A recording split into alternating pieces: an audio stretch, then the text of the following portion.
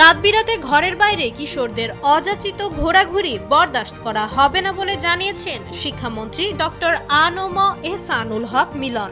20 ফেব্রুয়ারি শুক্রবার চাঁদপুরের কচুয়ায় প্রশাসনের কর্মকর্তাদের সঙ্গে মতবিনিময়কালে তিনি এই কঠোর সিদ্ধান্ত নেন।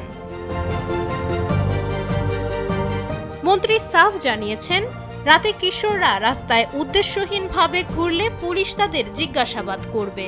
এতে কোনো সাংবিধানিক লঙ্ঘন বা কনস্টিটিউশনাল ভায়োলেন্স হচ্ছে কিনা তা পরে দেখা যাবে, কিন্তু অহেতুক ঘোরাঘুরি বন্ধ করতে হবে এখনই। শুধু আইন শৃঙ্খলা নয়, দুর্নীতির বিরুদ্ধেও জিরো টলারেন্স ঘোষণা করেছেন তিনি। কর্মকর্তাদের উদ্দেশ্যে মন্ত্রী বলেন, আমি জীবনে দুর্নীতি করব না, কাউকে করতেও দেব না, এটি আমার প্রতিজ্ঞা। যারা এই নীতির সঙ্গে একমত হতে পারবেন না তাদের সসম্মানে বদলি হয়ে যাওয়ার পরামর্শও দিয়েছেন তিনি। মন্ত্রীর স্পষ্ট বার্তা, কচুয়া উপজেলাকে সব ধরনের কলুষতা থেকে পবিত্র রাখা হবে।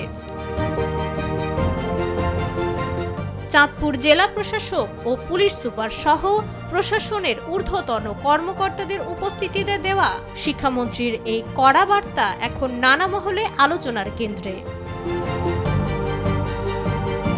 মাইশা মালিহা, সময়ের আলো।